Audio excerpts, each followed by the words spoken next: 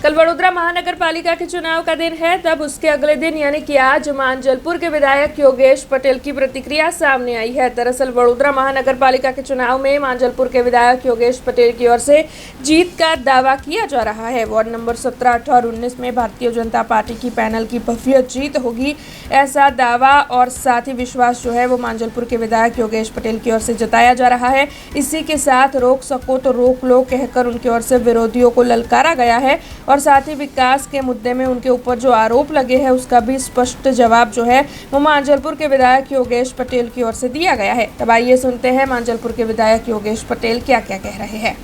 આજે હવે આવતીકાલે મતદાન છે ને ખાલી માજલપુર માટે જ હું વાત કરીશ। માજલપુરની અમારા 17, 18 ને 19 જે 3 વોર્ડ છે, અમારા નિલેશ રાઠોડ, નરેન્દ્ર પટેલ, પરેશ બ્રહ્મભટ્ટ આ લોકોની આગેવાની હેઠળ અને ધારાસભ્ય તરીકે બધા જ વિસ્તારમાં અમારા 3 વોર્ડમાં સોસાયટી હોય કે નગરો હોય એ લોકો જે બી કામગીરી માગી છે અમે કરી છે અને સારામાં સારું માજલપુર બન્યું છે।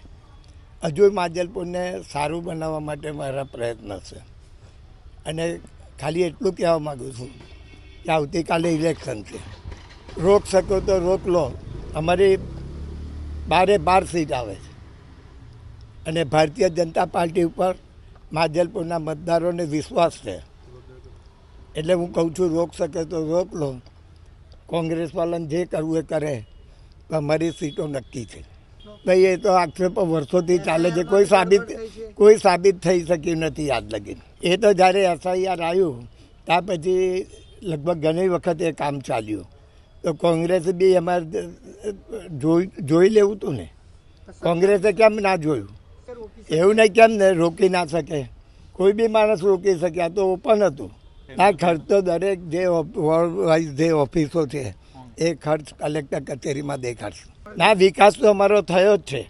અને જો આ વખતે જે ચૂંટણીઓ આવી છે, ખાસ કરીને જે જગ્યાએ બૂમો પડી છે, પણ અમારા વિસ્તારમાં અમે છાતી ઠોકીને કહીએ છીએ અમે કામ કરાયું છે, કામ કર્યું છે ને જ્યારે અમે ખાતમુહૂર્ત કર્યું છે તો મેં ખાસ કીધું છે કે આ કામગીરી તમારે જોવાની, જઈની હોય સોસાયટીની હોય કે નગરોની, ને કામ ખોટું કરે કોઈ બી કોન્ટ્રાક્ટર તો મને ફોન કરો, એ કામ રોકી લો ને મને ફોન કરો, અમે આવીને જોઈશું। જો કામ ખોટું હશે એ કામ બંધ કરાવી દઈશું। ધારાસભ્યનો વિકાસ થયો તો હું તો ઓપન જ છું, જે બી હોય તો શોધી લાવો। મેં મારી 38 વર્ષના ધારાસભ્યમાં મેં જે આપણે વિધાનસભામાં મેડિકલ જે પૈસા લેવાના હોય મેં એક નવો પૈસો નથી લીધો આજ લગીને, જે લાખો રૂપિયા મળી શકે એવા હતા। મારે જ્યારે ઓપરેશન હાર્ટનું થયું બોમ્બે, ત્યારે મારું 30 લાખ રૂપિયાનું બિલ હતું। બિલો બી છે હાજર, પણ મેં સરકાર પાસેથી એક નવો પૈસો નથી લીધો। हमसे जुड़े रहने के लिए हमारे YouTube चैनल को सब्सक्राइब करें और नई वीडियो की नोटिफिकेशन के लिए बेल आइकॉन को दबाएं।